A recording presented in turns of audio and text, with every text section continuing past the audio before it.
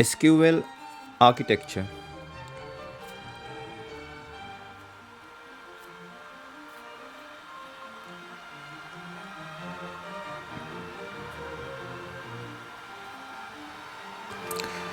This is architectural diagram of SQL. SQL in full structured query language, computer language designed for eliciting information from databases. We are now focusing on SQL Query. A query is really a question or request for data. Here you can see a chart showing several of the SQL language elements that compose a single statement. This adds 1 to the population of the USA in the country table. The SQL language is subdivided into several language elements, including keywords. Keywords are words that are defined in the SQL language. They are either reserved, for example, select, count, and year, or non-reserved, for example, ASC, domain, and key. Identifiers are names on database objects like tables, columns, and schemas. An identifier may not be equal to a reserved keyword unless it is a delimited identifier. Delimited identifiers means identifiers enclosed in a double quotation marks. They can contain characters normally not supported in SQL identifiers, and they can be identical to a reserved keyword. For example, a column name year is specified as double quotation year, double quotation. Clauses, which are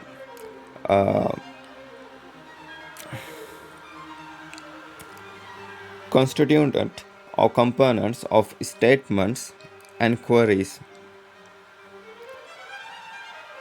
In some cases, these are optional. Expressions, which can produce either scalar values or tables consisting of columns and rows of data.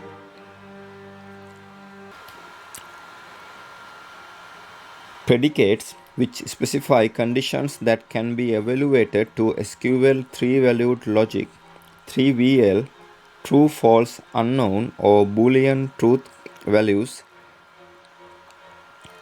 and are used to limit the effects of statements and queries or to change program flow. And queries, which retrieve the data based on specific criteria. This is an important element of SQL. Statements, which may have a persistent effect on schemata and data, or may control transactions, program flow, connections, sessions, or diagnostics. SQL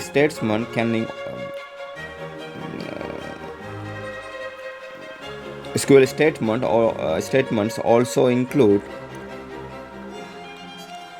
the semicolon statement terminator,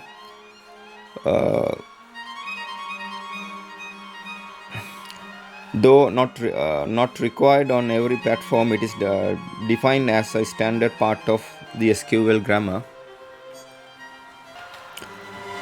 And insignificant white space is generally ignored in SQL statement and queries, making it easier to format SQL code for readability. As an example, we can consider this query, select column 1, column 2 from table where column 1 greater than 2000, group by column 1 and column 2, then order by column 1. The SQL select statement returns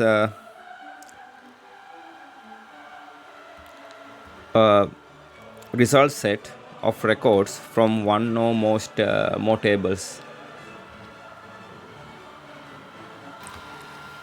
As an error example, we can consider -029 DB2 SQL return code here into clause required. Now we are focusing on Parser plus Optimizer. An SQL parser deconstructs an SQL query into its individual components. The optimizer uses internal rules or costing methods to determine the most efficient way of producing the result of the query. The output from the optimizer is a plan that describes an optimum method of execution. Here you can see architecture of general SQL parser. The general SQL parser reads the input SQL text of the query. Lex parser tokenizes the input SQL into a list of tokens. Separator turns the source tokens into a list of SQL statements.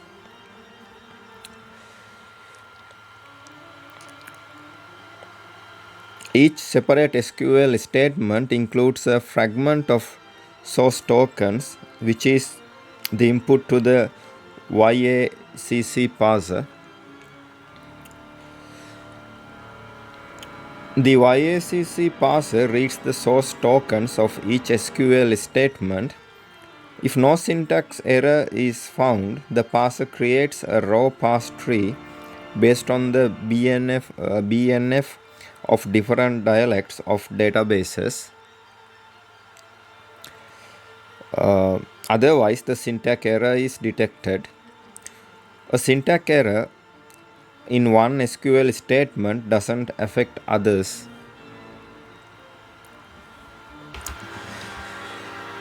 Parser then translates the raw query parse tree into formal parse tree. The top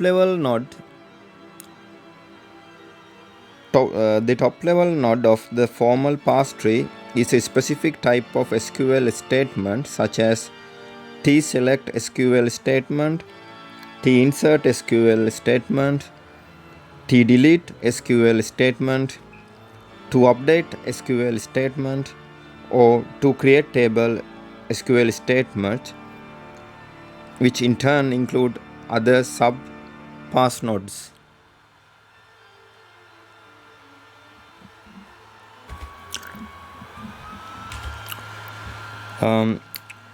The formal parse tree has variety of uses, such as following: obtaining information such as tables, fields in a SQL statement is easy. These items are ready for use along with other database objects in SQL objects. Parse tree visitors that descended from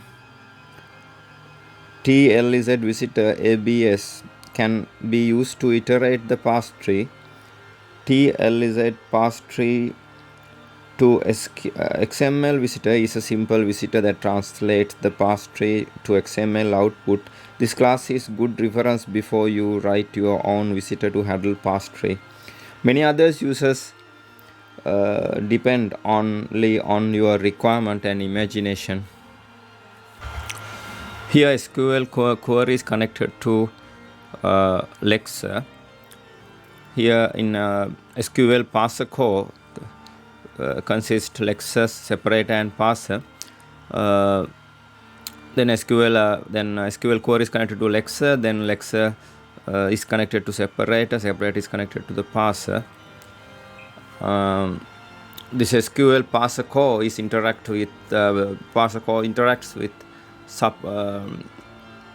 supported databases. Basically, supported databases supports the SQL Parser core. Supported databases, for example, are MySQL, Oracle DB2, SQL Server, etc.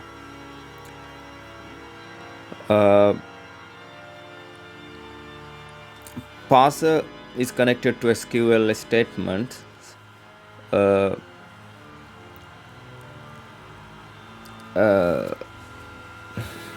Parser tree nodes can be SQL can contain multiple SQL statements. An SQL statement can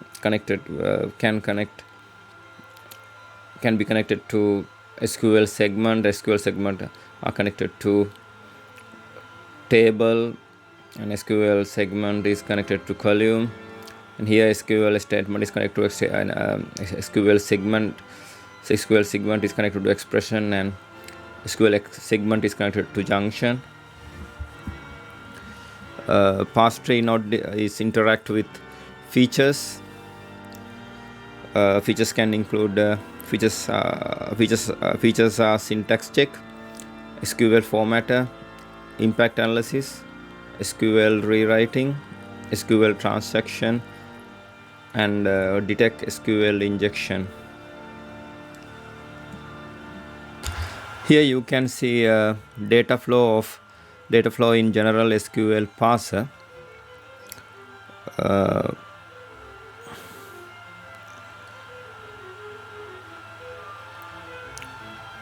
Here you can see the general SQL parser reads the input SQL text into the query.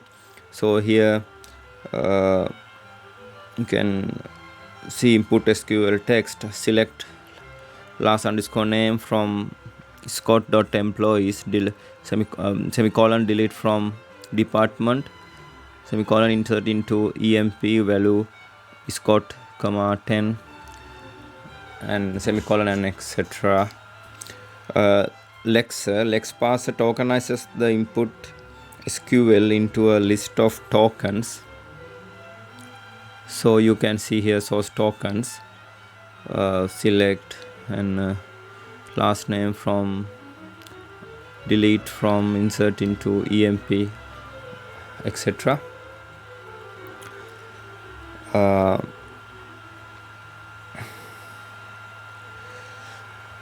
Separator turns the source tokens into a list of SQL statements.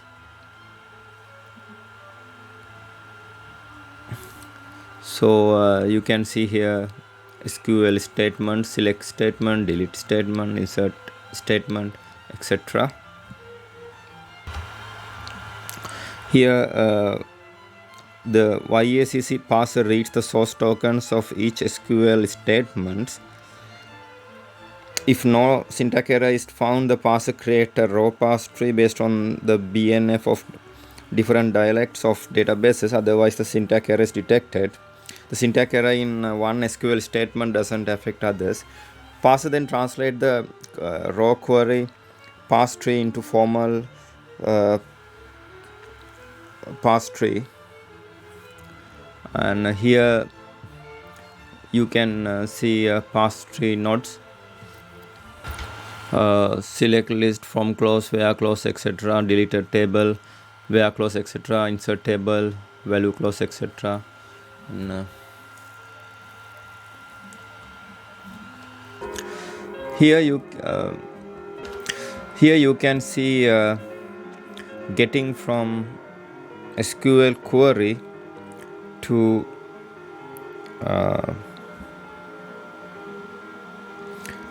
abstract syntax tree is a step process. The first step is lexical analysis, also known as tokenization.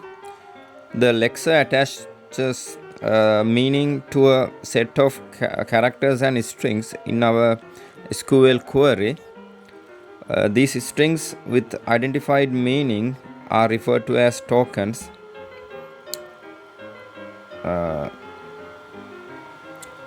You can see here an example of SQL tokens.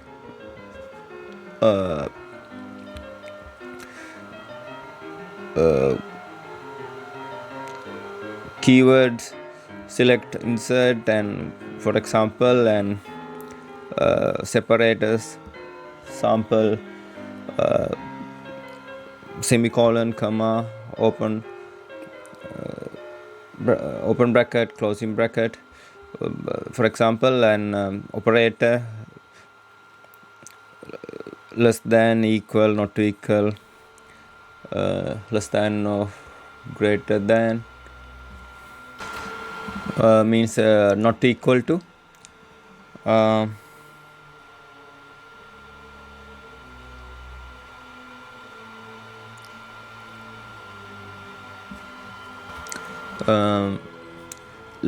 Literal order as a sample.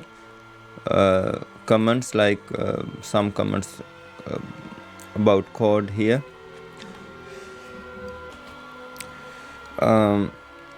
Lexical analysis is relatively simple. It is typically followed by a parsing stage. Parsing is also known as synthetic analysis. Parsing steps takes the tokens as inputs,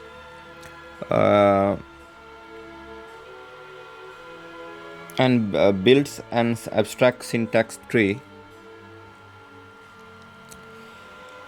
It checks that tokens from the allowable expression by recursively iterating and looping over them.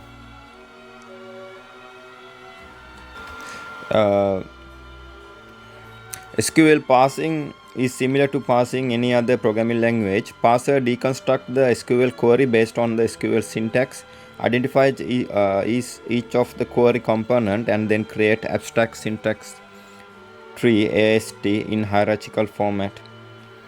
Here you can see a simple example of an abstract syntax tree for an SQL query.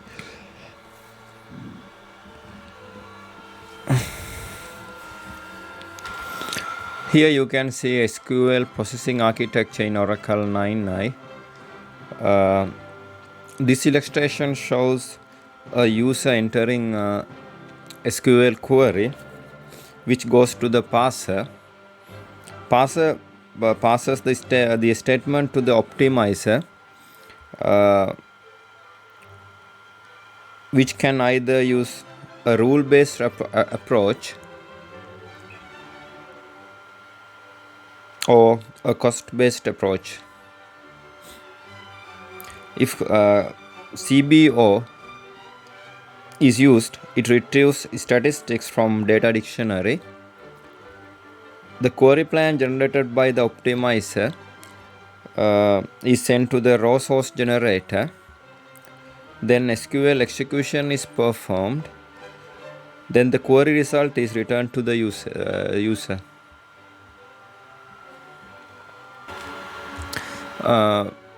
The parser, the optimizer, and the raw source generator form the SQL compiler. This compiles the SQL statement into a shared cursor.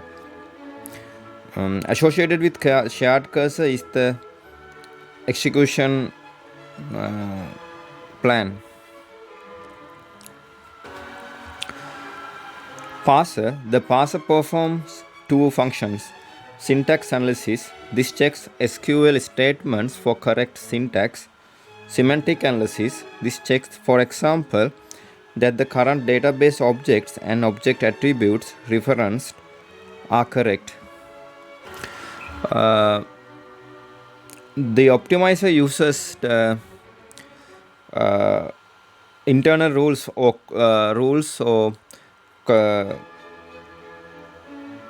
costing methods to determine most efficient way of producing the results of the query.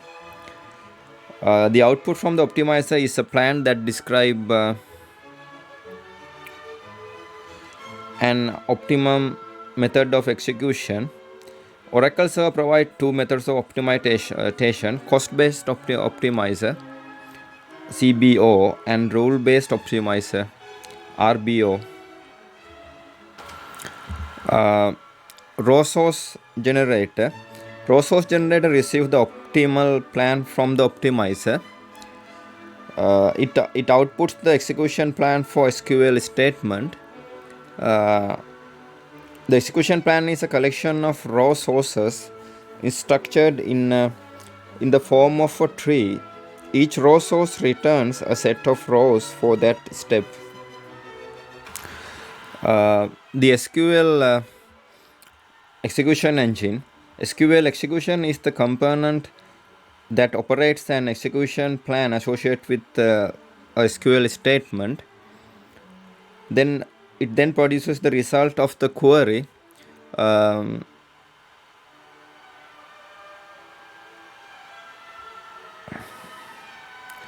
Each raw source produced by the raw source generator is executed by the SQL execution engine. Here you can see optimizer components in Oracle. This illustration depicts a parsed query from the parser entering the query transformer. The transformed query is then sent to the estimator.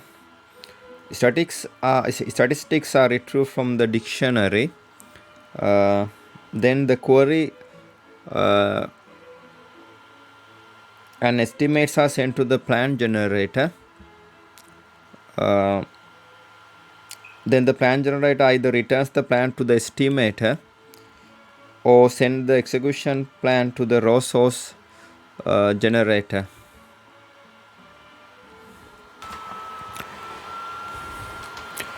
The optimizer contains three components: transformer, estimator, and plan generator.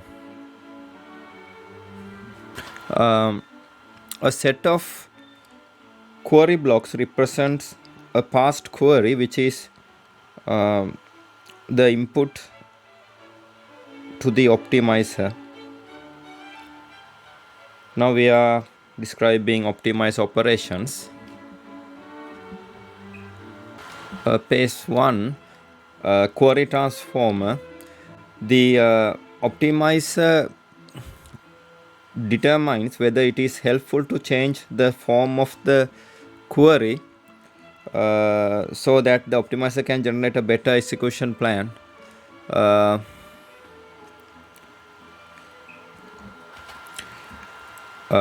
Page 2, estimator. The optimizer estimates the cost of each plan based on the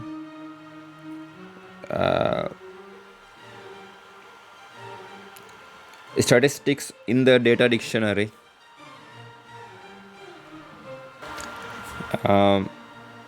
Page 3, plan generator. The optimizer compares the cost of plans and chooses the lowest cost plan, known as the execution plan, to pass to the raw source generator.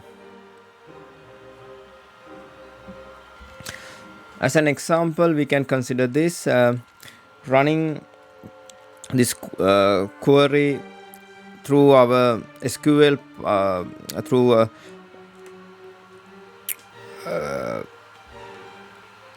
SQL Parser ParsQL produces this visualization.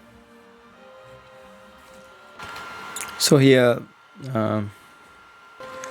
we are running this query, and here in the visualization we can see the visualization here.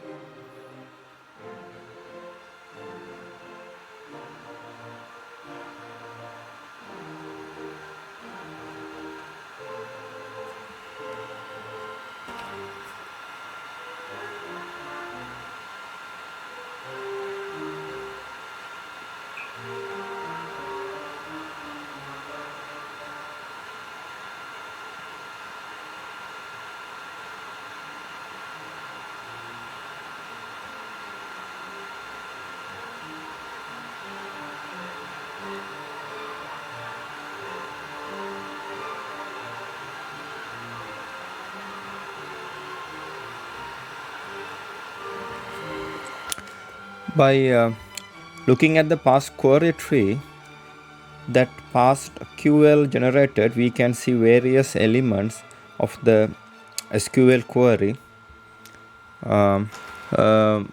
Input columns, customer underscore ID, order underscore amount.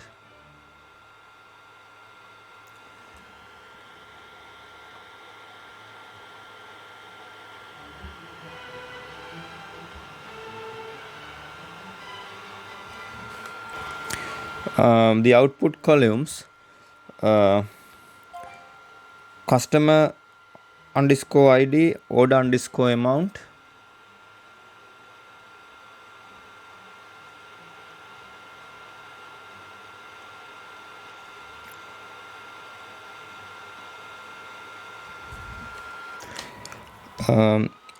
The input tables, orders and customers.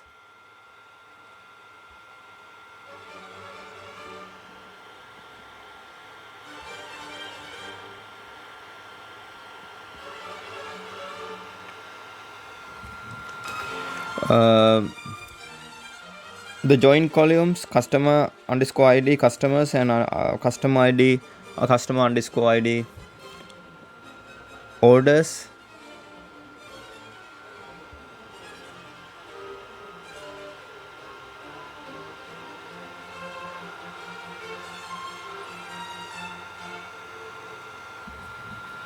And aggregation, the aggregation column, customer underscore ID.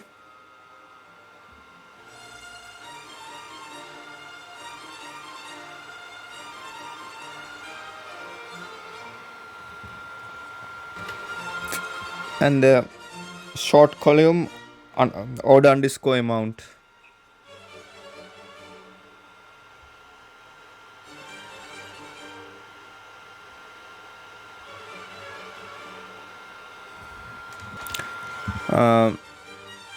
Having this information available, we can meet a variety of different business requirements and use cases.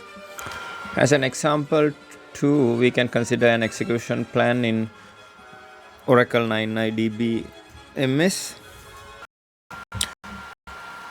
Here we are going to discuss an execution plan. Here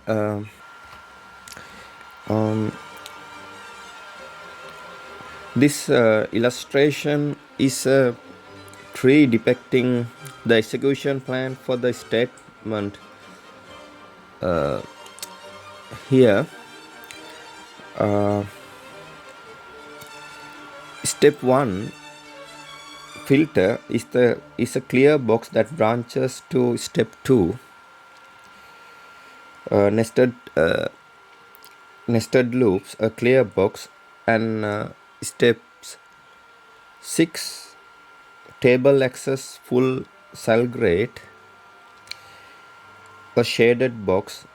Step 2 branches to step 3 table access full EMP, and step 4 table access by row ID DEPT, which are both shaded boxes.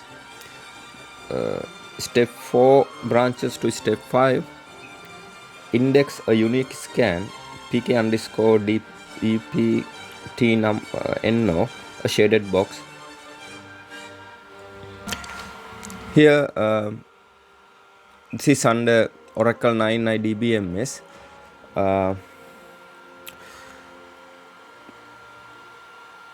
You can examine the execution plan by plan chosen by the optimizer for a SQL statement by using execution plan statement. This causes the optimizer to choose the execution plan and then insert data describing the plan into a database table.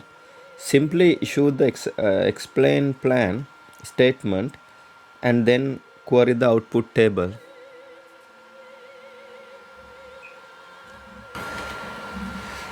The following explain SQL statement that selects name, job, salary, and department name for all employees whose salaries do not fall into recommended salary range.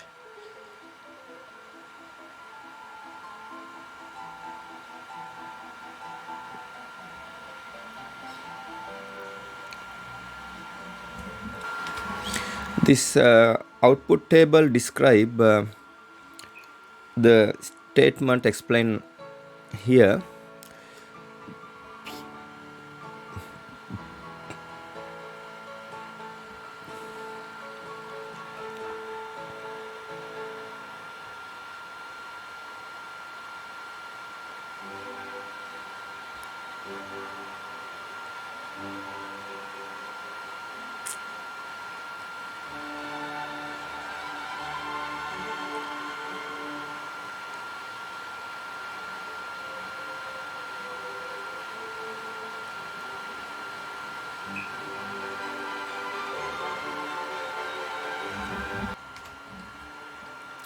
Each box in this figure and each row in the output table correspond to a single step in the execution plan. For each row in the listing, the value in the ID column is the value shown in the corresponding box.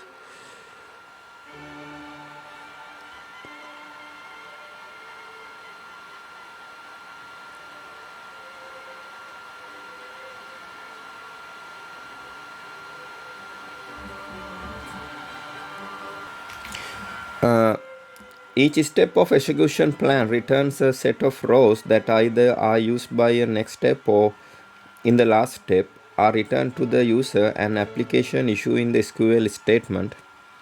A set of rows returned by a step is called a row set. This figure is a hierarchical diagram showing the flow of row sources from one step to another. The numbering of the steps reflects the order in which they are displayed in response to the execution plan statement. Generally, this is not the order in which the steps are executed.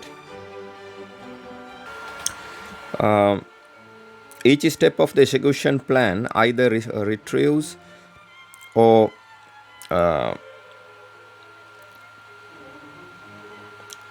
either retrieves rows from the database or accept rows from one or more row sources as input. Steps indicated by the shaded boxes physically retrieve data from an object in the database. Step 3 and step 6 read all the rows of the EMP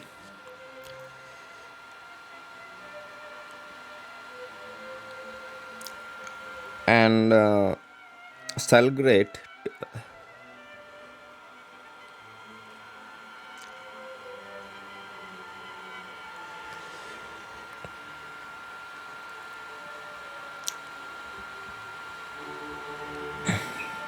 tables respectively. Step 5 looks up each department number value in the primary key department number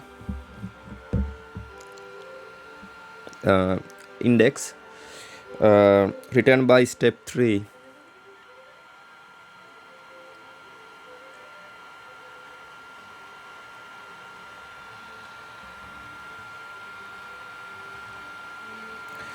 Where it find the rows IDs of the associated rows in the department table.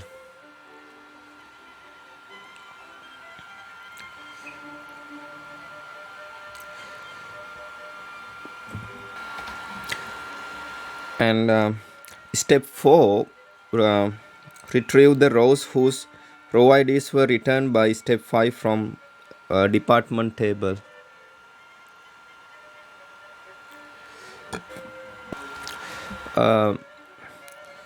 Step integrated by the clear boxes operate on rows returned by the previous row source. Step 2 perform the nested loop operation, accepting row sources from step 3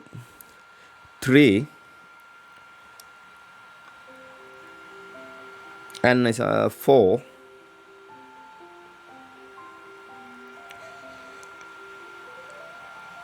Joining each row from step 3 source to its corresponding step 4.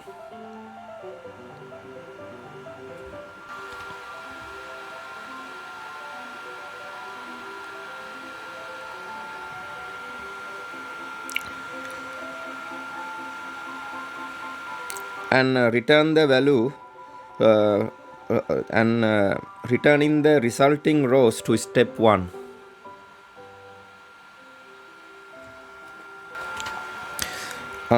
Step 1 performs a filter operation. It accepts row sources from steps 2 and 6.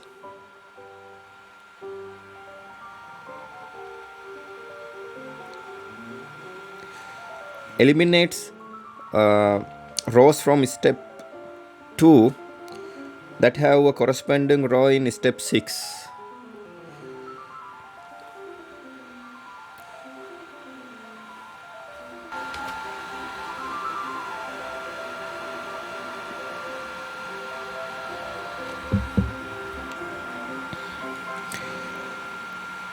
And returns the remaining rows from step 2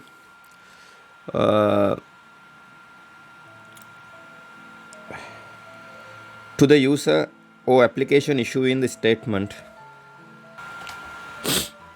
The steps in the execution plans are not performed in the order in which they are numbered.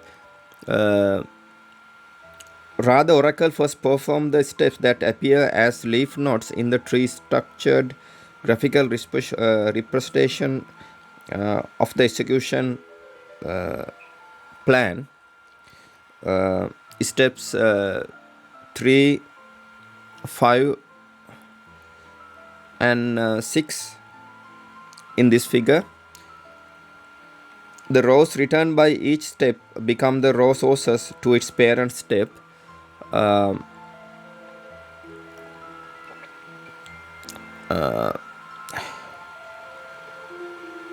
Then Oracle perform the parent steps.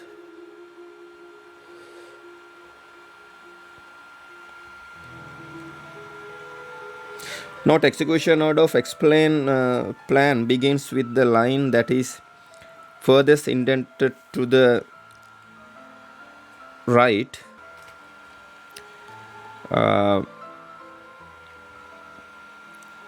Next step is the parent of that line. If two lines are indented equally, then the loop line, then the top line is executed first. For example, Oracle performs the following steps to execute the statement in this figure.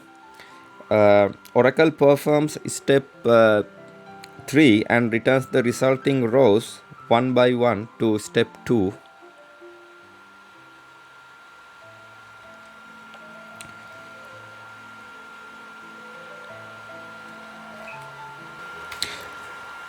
Each row returned by step 3, Oracle performs the following steps. Oracle performs step 5 and returns the resulting row ID to step 4.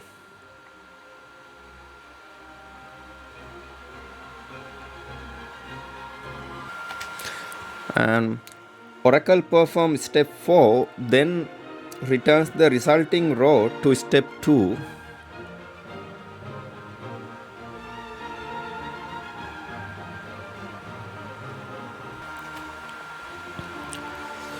Oracle performs step 2, joining the single row from step 3 with a single row from step 4, then returns a single row to step 1.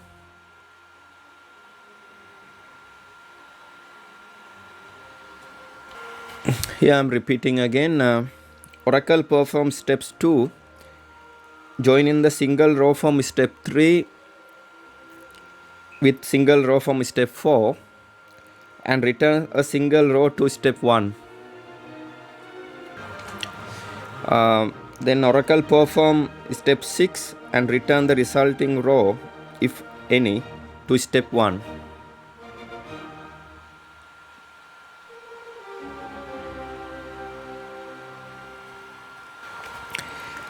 Oracle performs step 1.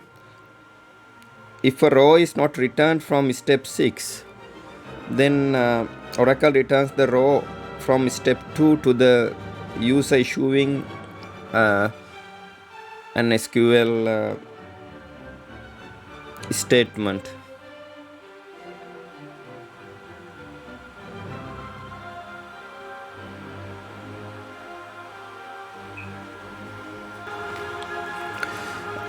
Oracle performs step 5, 4, 2, 6 and 1.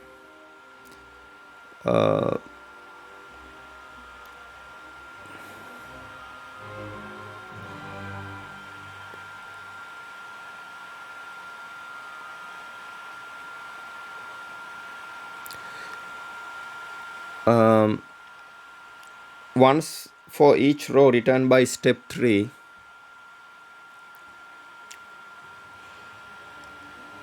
If parent step requires only a single row from its child step before it can be executed, then Oracle performs the parent step as soon as a single row has been returned from the child step. If the parent of that parent step also can be activated by the return of a single row, then it is executed as well. Thus the execution can cascade up the tree, possibly encompasses the rest of the execution plan. Oracle performs the parent step and all cascaded steps once for each row in turn retrieved by the child step. The parent steps that are triggered for each row returned by a child step include table accesses, index accesses, nested loop joins, and filters.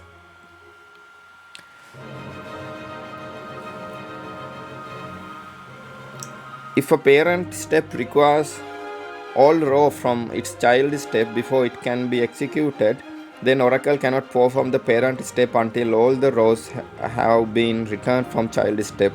Such parent steps include short merge joins and aggregate functions.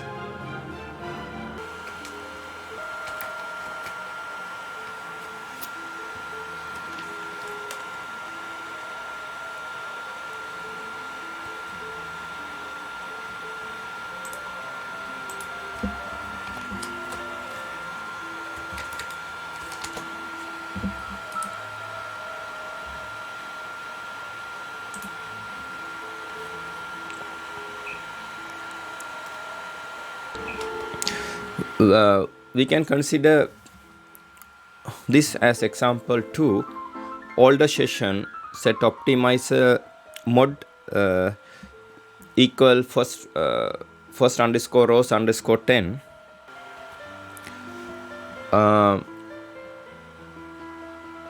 Here the optimizer mod initialization parameter value first underscore rows underscore 10. This parameter value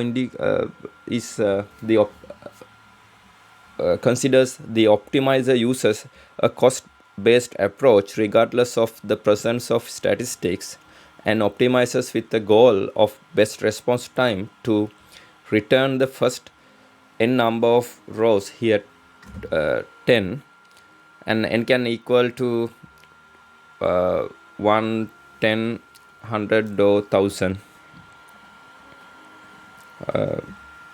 This is under Oracle 9 DBMS. Here we can consider this error message as an example. Table of view does not exist. Here the parser and the semantic test check syntactically correct statement can fail a semantic check as shown here of a query of a non-existent table.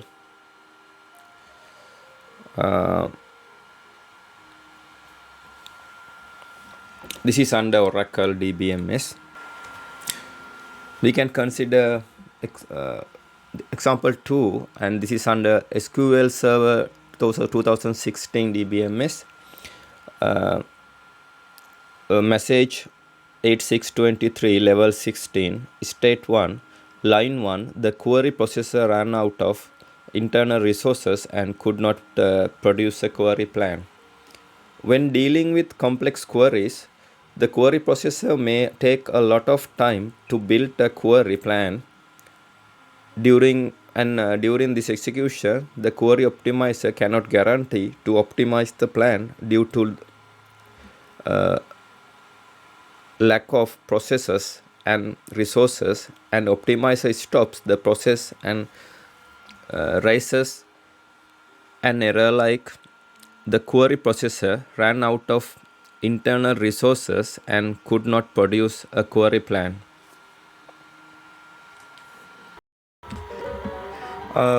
Now we are focusing on query language processor.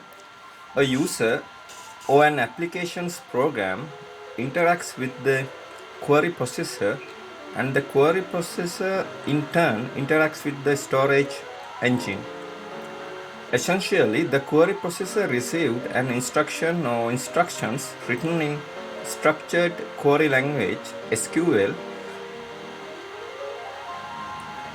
chooses a plan for executing the instructions and carries out the plan.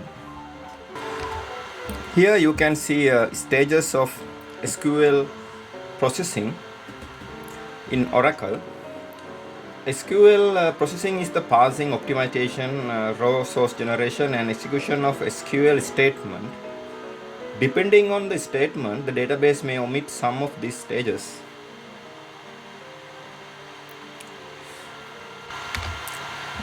This graphic shows the stages of SQL processing represented as 5 vertical boxes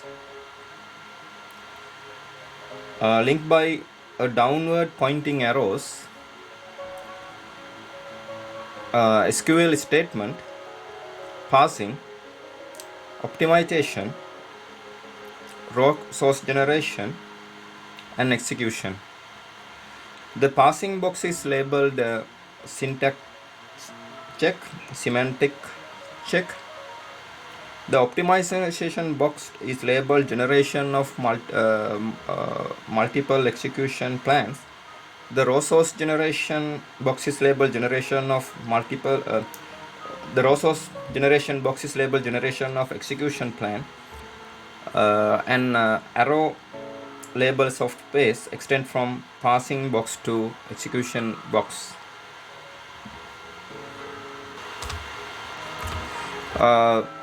The first stage of SQL processing is parsing. Parsing stage involves separating the pieces of SQL statement into a data structure that other routines can process.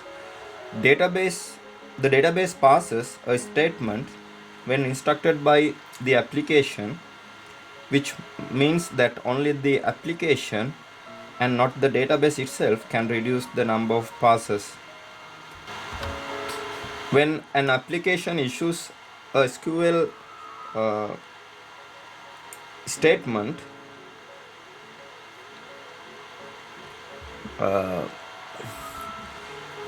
the application makes a pass call to the database to prepare the statement for execution. The pass call opens or creates a cursor which is a handle for the session specific private SQL area that holds a past SQL statement and other processing information. The cursor and private SQL area are in the program global area PGA. During the pass call, the database performs the following checks: syntax checks, semantic check, shared pool check. The preceding checks identify the errors that can be found before statement execution. Some errors cannot be caught by parsing. For example, the database can encounter deadlocks or errors in data conversion only during statement execution. Syntax check. Oracle database must check each SQL statement for syntactic validity. A statement that breaks a rule for well-formed SQL syntax fails the check. For example, statement fails because the keyword from is misspelled as FORM form.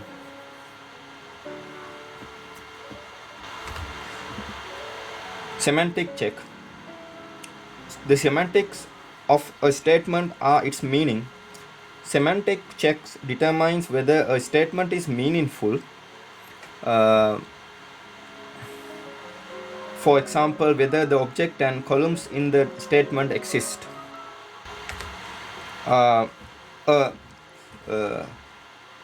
Syntactically correct statement can fail a semantic check. For example, of a query of non-existing table.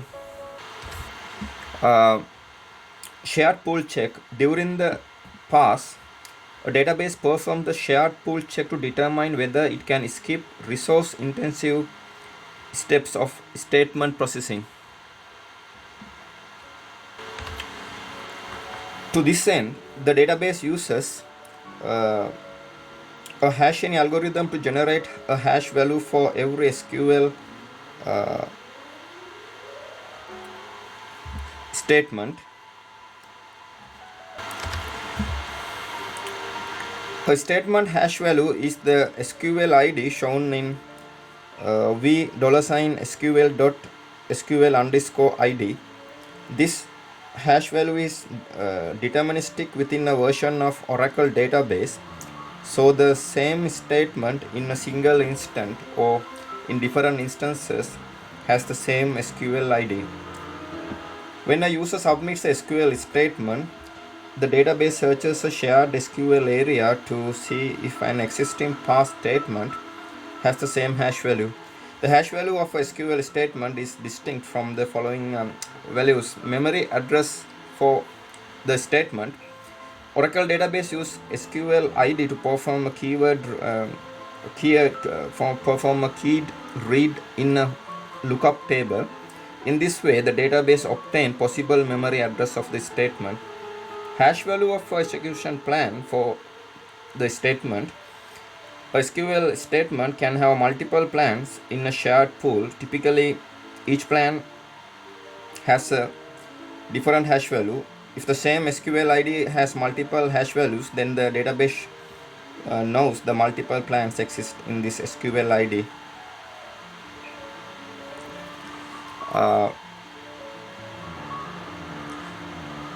Pass operations fall into following categories depending on the type of statement submitted and the result of the hash check. Hard pass. If Oracle database cannot reuse existing code, then it must build a new executable version of application code. This operation is known as hard pass or a library cache miss. Note, the database always performs a hard pass of DDL. During the hard pass, the database accesses the library cache and data dictionary cache numerous times to check the data dictionary. When the database accesses these areas, it uses serialization device called a latch on required objects so that their definition does not change. Latch contention increases statement execution time and decreases concurrency. Soft pass. A soft pass is any pass that is not a hard pass. If the submitted statement is the same as a reusable SQL statement in the shared pool, then the Oracle databases reuses the existing code. This reuse code is also called a library cache hit. Soft passes can vary in how much work they perform. For example, configuration session shared SQL area can sometimes reduce the amount of latching in the soft passes and making them softer. In general, a soft pass is preferable to a hard pass because database skips the optimization and raw source generation steps, proceeding straight to execution.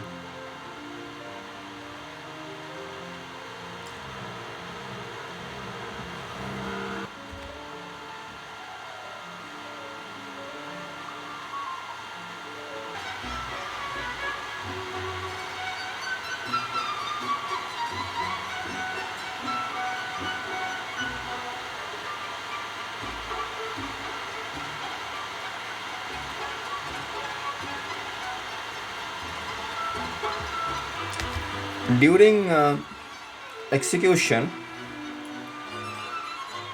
the database reads the data from disk into memory if the data is not in memory. The database also takes out any logs and latches necessary to ensure data integrity and logs in any changes made during the SQL execution. The final stage of processing a SQL statement is closing the cursor. Most DML, we are now discussing how Oracle database processes DML. Most DML statements have a query component. In a query, execution of a cursor places the result of the query into a set of rows called the result set. If you consider how row sets are fetched, the result set rows can be fetched either a row at a time or in groups. In the fetch state, database selects rows and if requested by the query, orders the rows. Each successive fetch retrieves another row of the result until the last row has been fetched. In general, the database cannot determine for the certain number of rows to be retrieved by a query until the last row is fetched. Oracle database retrieves the data in response to fetch calls, so the more rows the data reads, the more work it performs. For some queries, the database returns the first row as quickly as possible, whereas for others it creates the entire result set before returning the first row.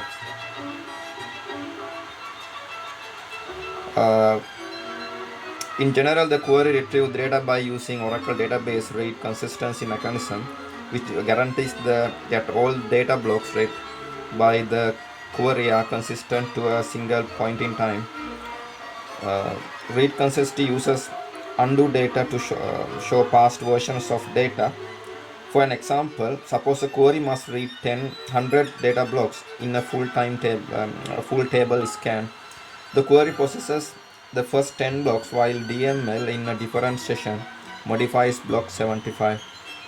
When the first session reaches the block 75, it realizes the change and uses undo data to retrieve old unmodified version of data and construct a non-current version of block 75 in memory.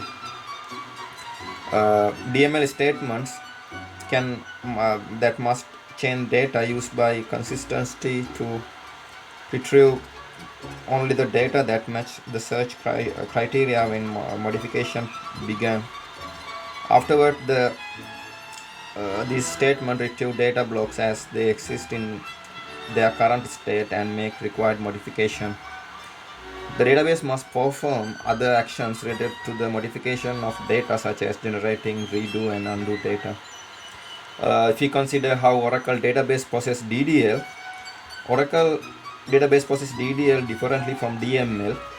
For example, when you create a table, the database does not optimize create table statement. Instead, the Oracle database passes the DDL statement and carries out the command. The database processes DDL differently because it means defining an object in the data dictionary. Typically, Oracle database must pass and execute many recursive SQL statements to execute DDL statement. Typically, the database would run dozens of recursive statements to execute the precedings, execute some statements. The recursive SQL would perform actions such as following: issue a commit before executing create table statement, verify that user privileges are sufficient to create the table, determine which table space the table should reside, ensure that table space quota has not been exceeded, ensure that no object in schema has the same name, insert rows that define the table into data dictionary, issue commit if the DDL statement succeeded or rollback if did not. As an example, we can consider syntax check here.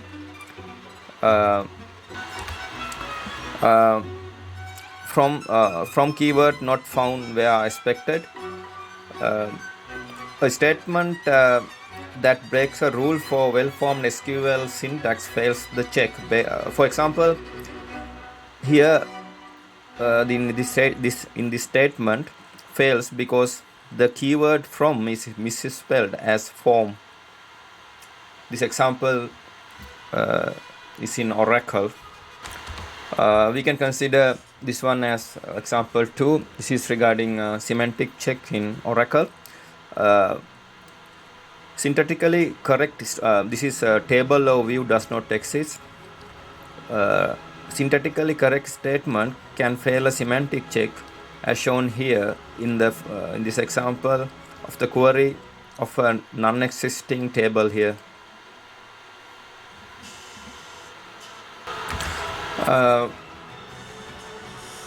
As an example for shared pool check, we can consider this scenario. For example, suppose two different users log on to the database and issue this SQL statement. The select statement for the two users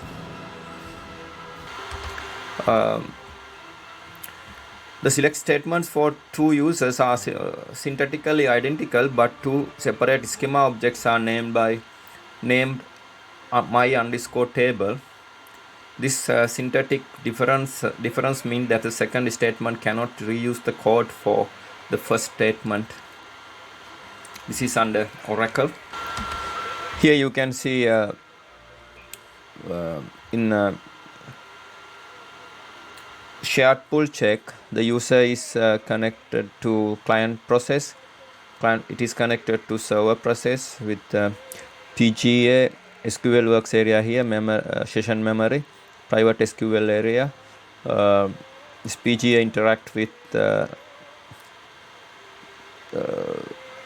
shared SQL area.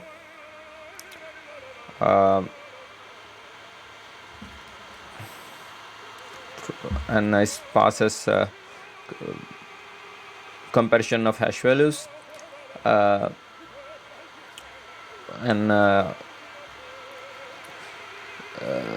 library cache consists shared SQL area, private SQL area, and shared pool consists library cache, data dictionary, Oracle, server result cache, other, result pool, and system global area SGA consists of shared pool here.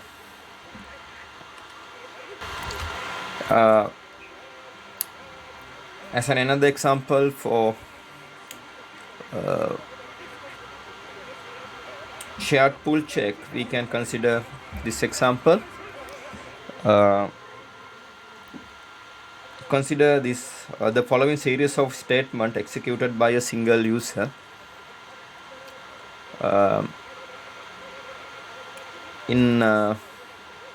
This is optimizer environment 1 and optimizer environment 2 and optimizer environment 3 here.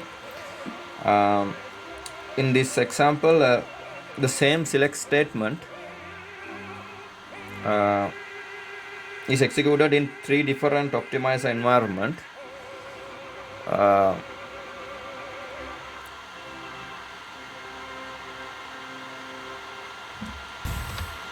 Here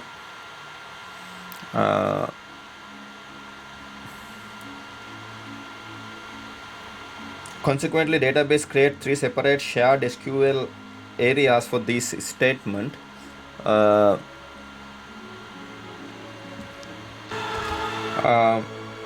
And forces a hard pass of each statement.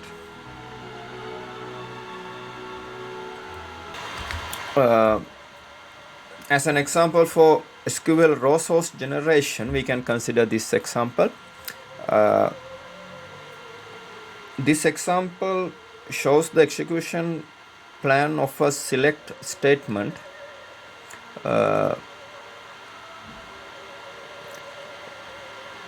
When autotrace is enabled, the statement selects the last name, job title, and department name for all employees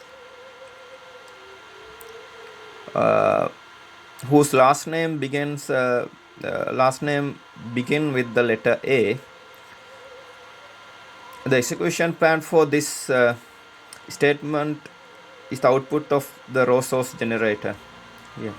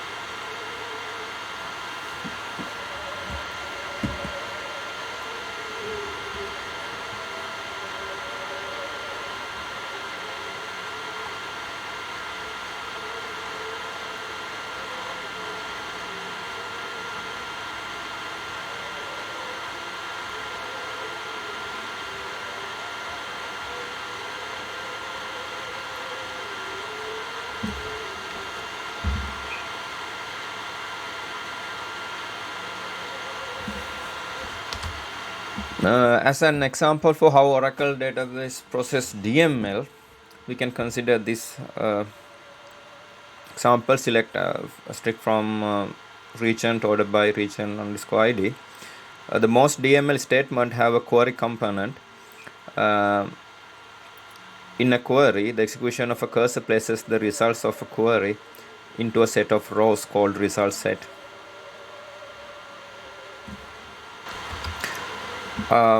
As an example for how Oracle database processes DDL, we can consider this example. Create table, my column integer. For example, when you create a table, the database does not optimize the create table statement. Instead, Oracle database passes the DDL statement and carries out the command. Um,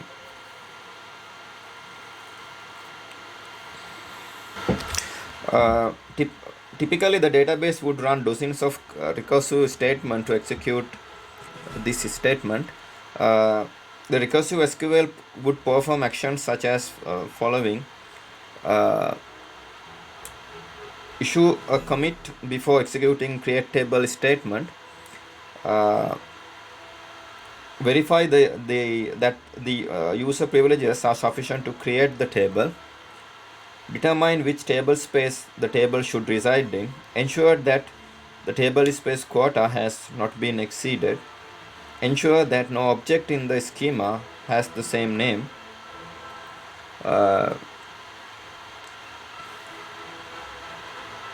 insert rows that define the table into data dictionary, issue the commit of if the DDL statement succeeded, or a rollback if it did not. As an error example, we can consider this error occurred under semantic check in parser. Table or view does not exist. Syntactically correct statement can fail a semantic check, as shown here in this example of a query that non-existent table. This is under Oracle database, Oracle DBMS. Now we are focusing on file manager and transaction manager. File manager manages the file space and data structure used to represent information in the database. Transaction manager controls concurrent access by performing the operations in a scheduled way that it received the transaction. Thus, it ensures the database remains in the consistent state before and after execution of transaction. Here you can see major components of the SQL Server database engine. Here this figure shows the general architecture of SQL Server, which has 4 major components, 3 of which whose components are listed: protocols and query processor or relational engine, storage engine,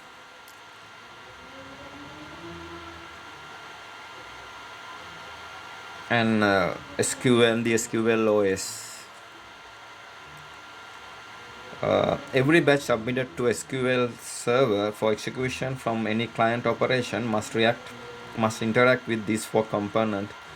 For simplicity, it is made some minor omissions and simplifications and ignore certain helper modules among subcomponents. Here, protocol layer receives the request and translates it into a form that the relational engine can work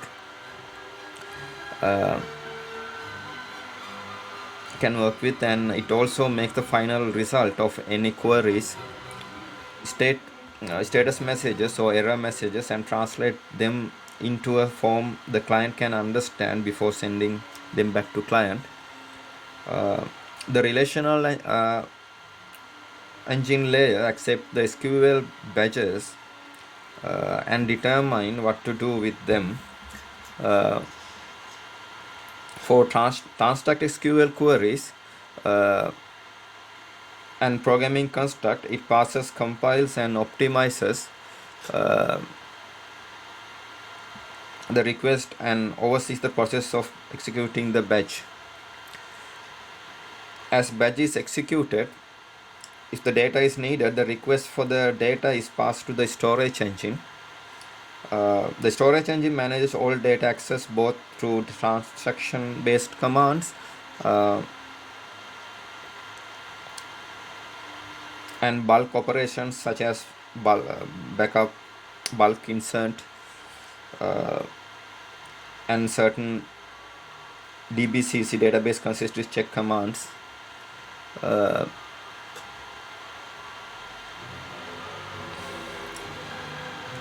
SQLOS layer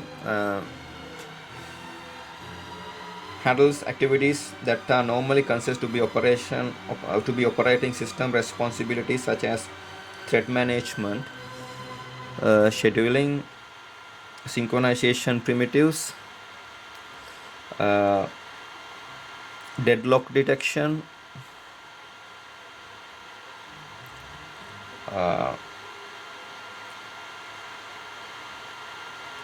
and memory management, including buffer pool. Here you can see protocols interact with query processor, which has Parser Optimizer, SQL Manager, Database Manager, and Query Executor. Query processor interacts with storage engine, which has transaction services, log manager, file manager, buffer manager, utilities such as bulk load, DBCC, backup, restore, access method managers for raw operations, indices, pages, allocations, and versions. You can see here SQL OS API. SQL OS API is connected to buffer pool, and it's also connected to memory manager, and also connected to scheduling, and also connected to synchronization services, and also connected to log manager, and also connected to IO, and it is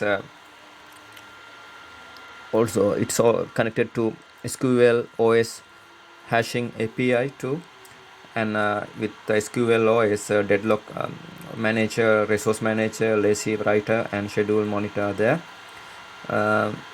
External component CLR MDAC is connected to SQL OS hashing API, and protocols are connected to SQL API, and query processor is connected to SQL OS API, and protocols are connected to SQL OS API. And you can see here we are considering file manager and transaction manager. You can see the file manager here in storage engine. Here we are considering two-phase commit protocol. This is MS-DTC architecture, and MS-DTC service provides two-phase commit functionality based on its ability to act as a transaction manager across one or more resource managers.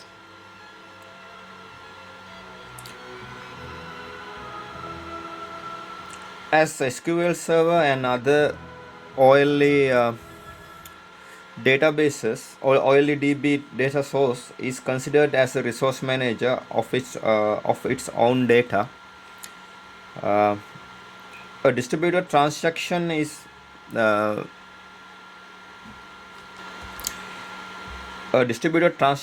made up of local transaction in each individual resource manager.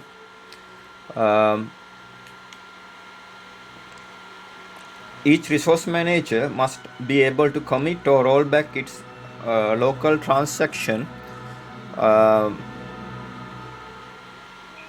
in coordination with all other resource managers enlisted in the distributed transaction.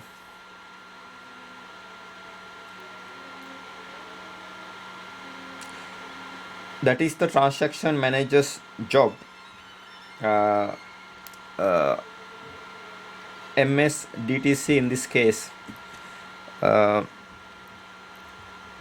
This distributed transaction is referred to as UOW. In fact, it appears as a transaction list portion of DTC and have a status and a unique UWO ID assigned to it.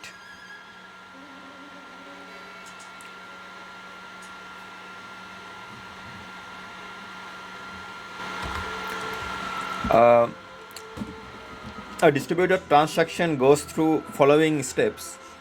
Um, uh, a distributed transaction is started and is assigned to a unique UOW ID by the the controlling distributed transaction coordinator, the transaction manager for the SQL server.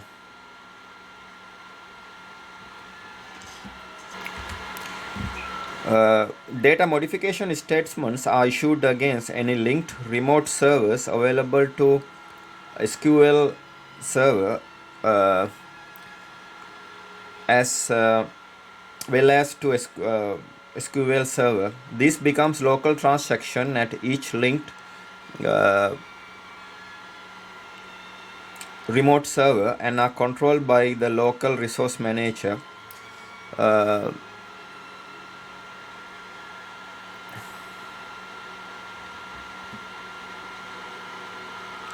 DBMS engine in most cases. The transaction server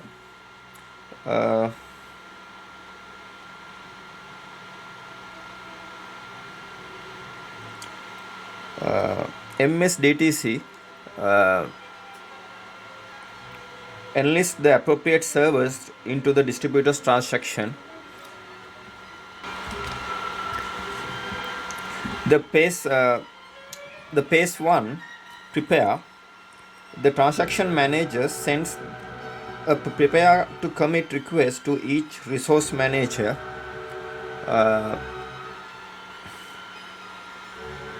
The resource managers in turn perform their local transaction commit processing to the point just before releasing the minimum locks on the affected resources. All of the resource managers communicate back to the transaction manager that they are ready to commit.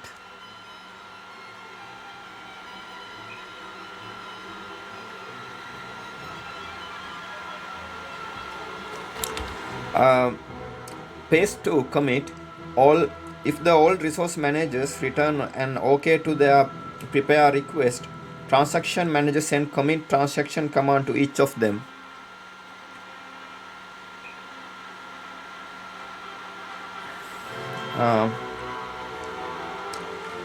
Then each resource manager can do the final commit for the local transaction and release the locks on the held resources.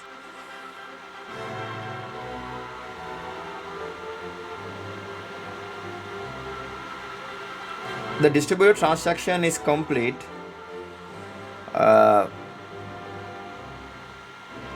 However, if any of the resource manager returns an error to the prepare request, the transaction manager will send rollback commands to each of the resource managers to undo the local transactions.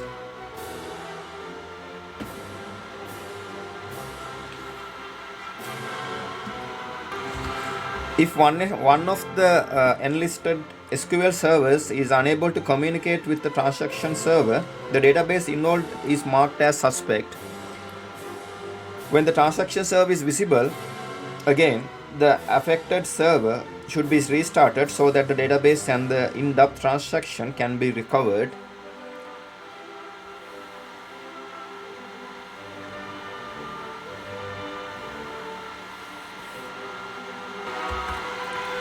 In general, the application an application can initiate a distributed transaction from SQL server by doing following. Starting with a local transaction and then issuing distributed query, the transaction will automatically promote to a distributed transaction that is controlled by MS DTC. Issuing a begin distributed transaction statement explicitly, starting with the next one is starting with the local transaction. Then issuing the remote procedure call SQL Server option for remote underscore PROC underscore transactions must be set on. Again, this will automatically promote it to a distributed transaction, allowing a SQL Server connection to participate in a distributed transaction.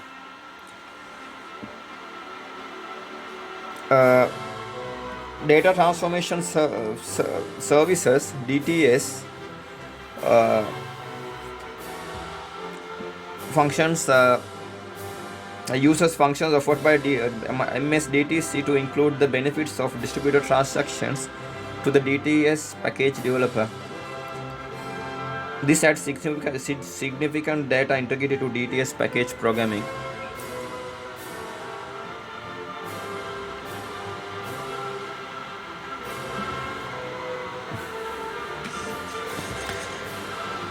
Here you can see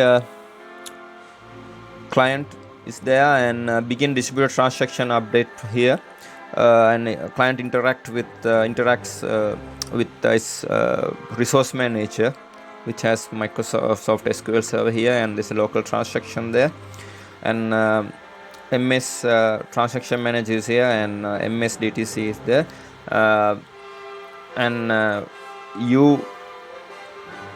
OW commits and rollbacks together via 2PC. It's connected with the local transaction in resource manager here, and with the local transaction resource manager here, and the local transaction resource manager here, and transaction manager interacts with the resource manager and interacts with another resource manager here, and this one is MS DTC, which has SQL Server, and this is a local transaction here, and other one is XA compliant resource manager with Oracle database, and there's a local transaction here. As an example, we can consider trans ngr REQ, a stream, query and control operations pertaining to the lifecycle and state of local and distributed transaction objects. Note that the distributed transaction operations are coordinated through a distributed transaction coordinator DTC implemented to the DTC interface specification.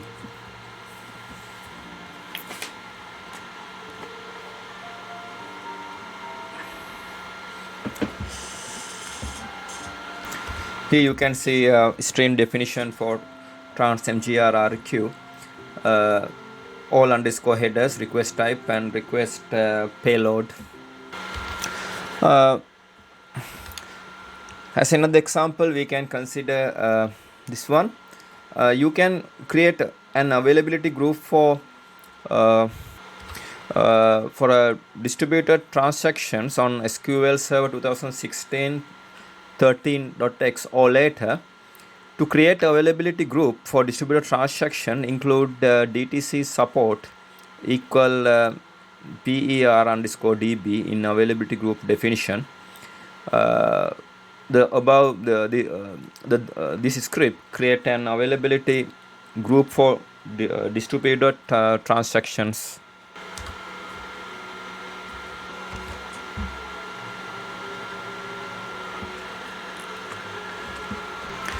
As an error example, we can consider this one, the file manager fatal error.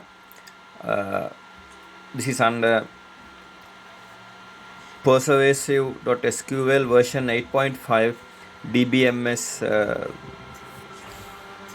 And as another example, we can consider this error system.runtime.intro services.com exception.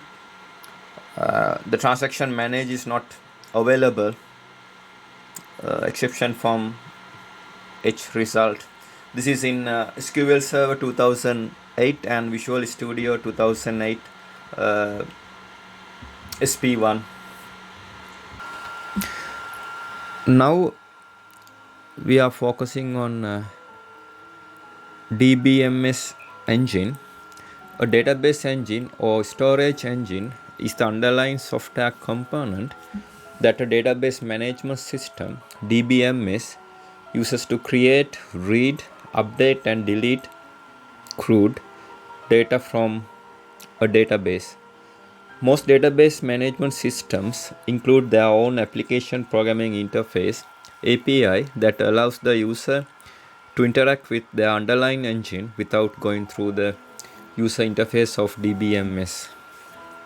Here you can see the MySQL architecture using pluggable storage engine. The MySQL pluggable storage engine architecture allows the database professional to select a specialized storage engine for a particular application need while being completely shielded from the need to manage any specific application coding requirement. MySQL Server architecture isolates the application programmer and DBA from all the low-level implementation details at the storage level, providing a consistent and easy application model and API. Thus, although there are different capabilities across different storage engines, the application is shielded from these differences.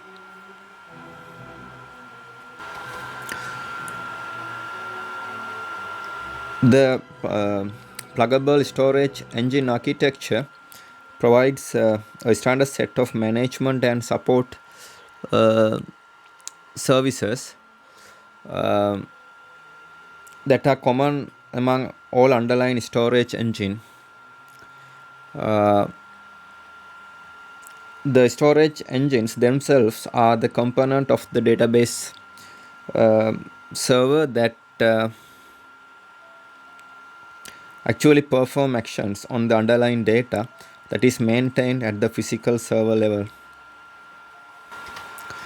The efficient and modular architecture provides huge benefit for those wishing to specifically target a particular application need, such as data warehousing, transaction processing and high-level situations, while enjoying the advantage of utilizing a set of interfaces and services that are independent of any one storage engine.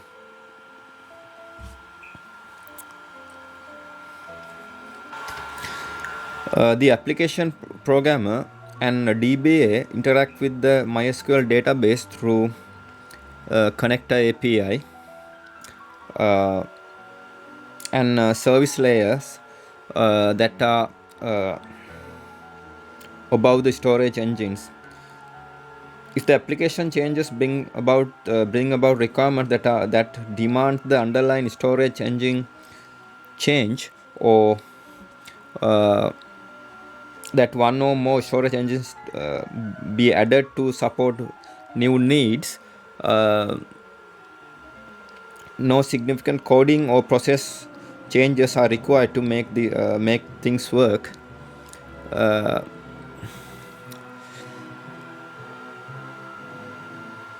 The MySQL Server architecture shields the application from underlying complexity of storage engine by presenting consistent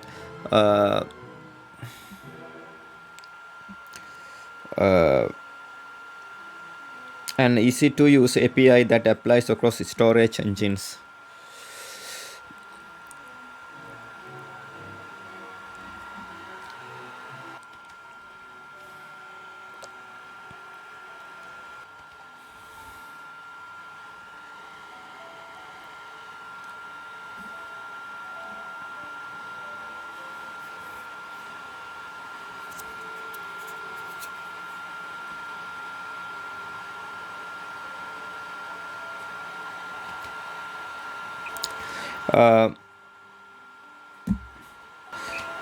Memory stored all data in RAM for extremely fast access in environments that require lookups for reference and other like data.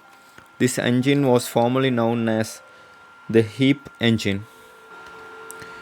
Merge allows a MySQL DBA or developer to logically group a series of identical ISAM tables and reference them as one object, good for VLDB environments such as data warehousing.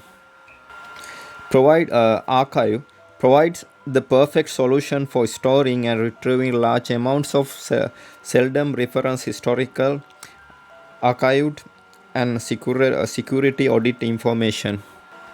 Federated offers the ability to link separate MySQL servers to create one logical database from many physical servers.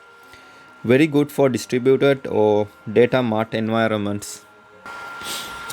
Here you can see connectors here: native C API, JDBC, ODBC, .NET, PHP, Perl, Python, Ruby, and COBOL. Here you can see MySQL server. In the top you can see a connection pool, authentication, thread reuse, connection limits, and memory, check memory and caches, and management services and utilities, backup and recovery, security, replication, cluster, administration, configuration and migration, and metadata. You can see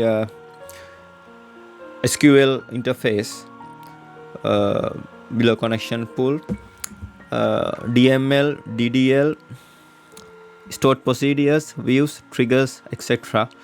Parser, query translation and object privilege, optimizer, access path statistics, caches and buffers, global and engine specific caches and buffers. Below that you can see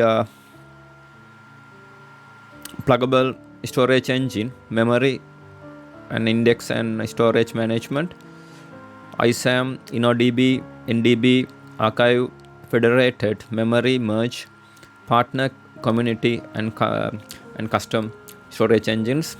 Below that you can see a file system, NTFS, UFS, ext2, 3, NFS, SAN, NAS, and files and logs, redo, undo, data, index, binary, error, query, and slow.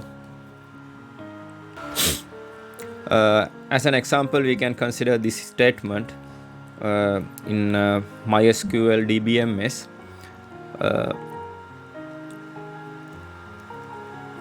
Show engines displays status information about server storage engine. This is particularly useful for checking whether a storage engine is supported or to see what the default engine is. You can see the syntax, show storage engines.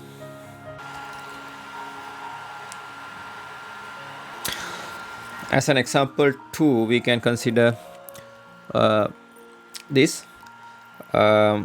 We are focusing on this is set storage underscore engine equal my ISAM.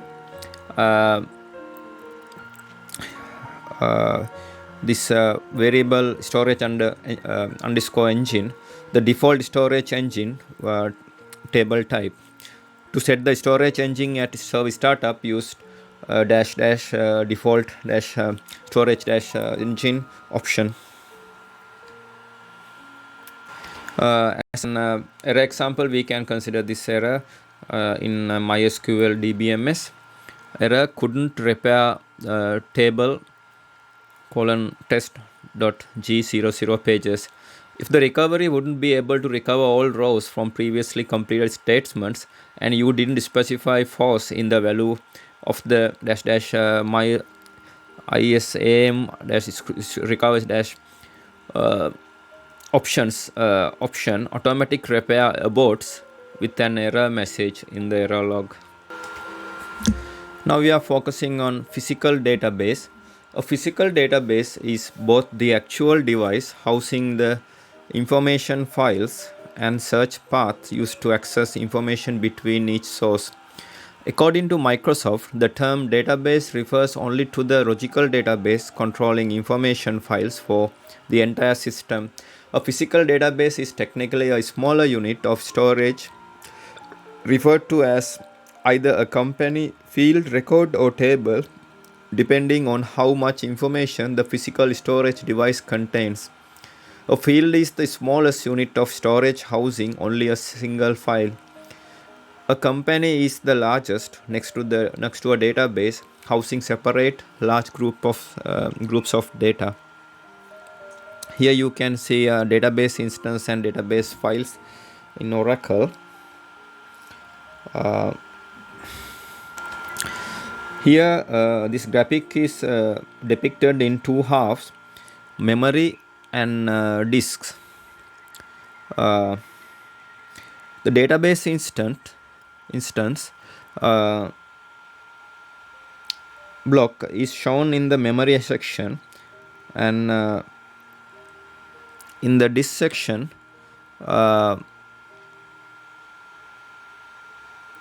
icons depicting data files, control files, and online redo log.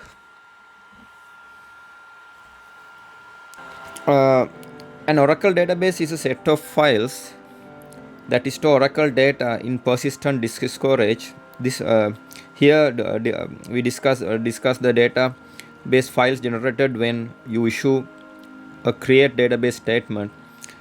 Data files and temp files. A data file is a physical file on disk that was created by Oracle database and contains data structures such as tables and indexes. A temp file is a data file that belongs to temporal table space.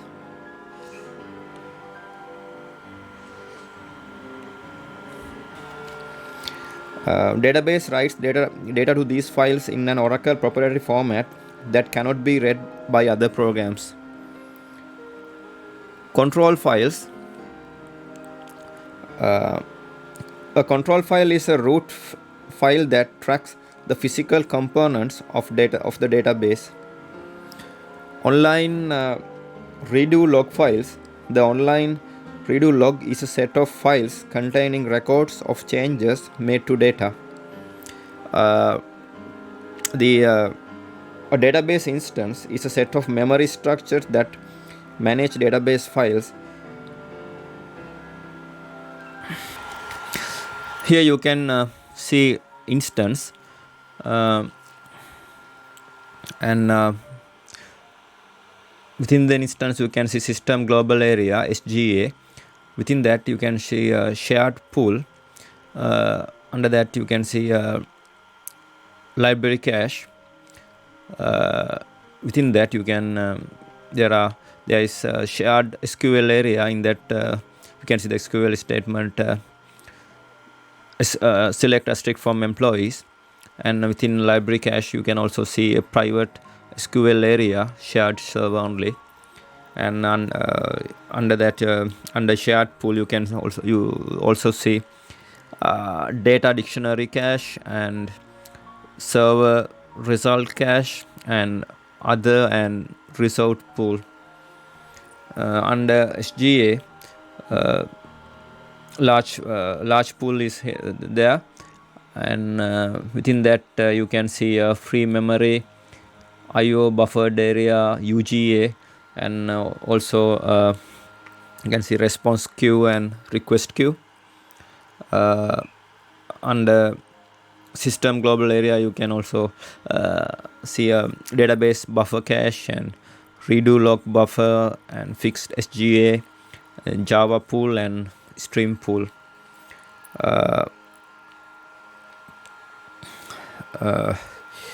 And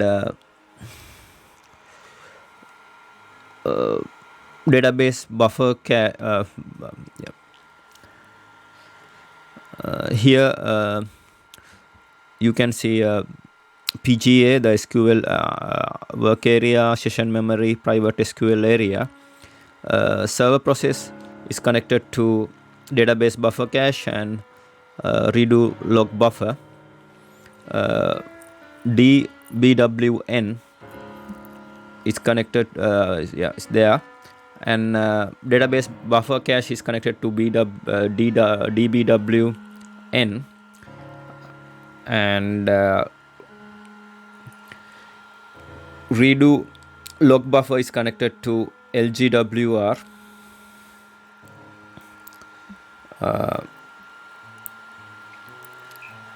And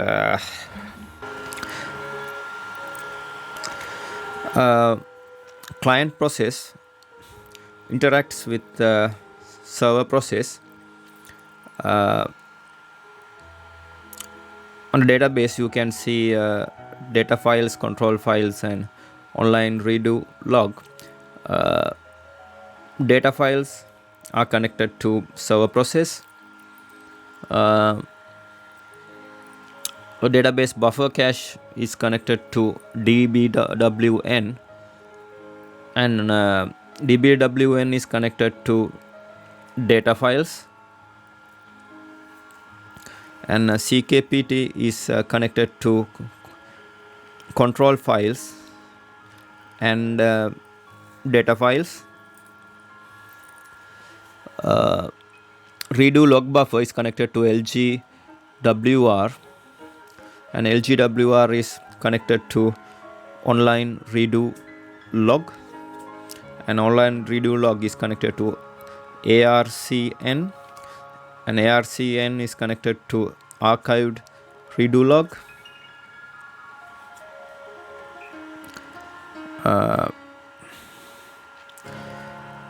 RVWR is connected to flashback log. Here you can see P number of background processes here and here. PMON is interact with PGMON interacts with instance. SMON interacts with instance. RECO interacts with instance. MMON interacts with instance. MMNL interacts with instance. Other background processes are interacting with instance. As an example, we can consider this in SQL Server DBMS. Use master go, create database, project tracking go. Create database. In SQL Server, this statement creates a new database, and the files used and their file groups. It can also be used to create a database snapshot or attach database file to create a database from the attached files of another database. Notice that use master go statement in there, which places the context of the master database, always a good practice for creating a new database. As an error example, we can consider this in VB6 application with SQL Server 2008 R2 and Crystal Reports 8.5. Physical database not found. This is end of my presentation. Thank you very much for watching it.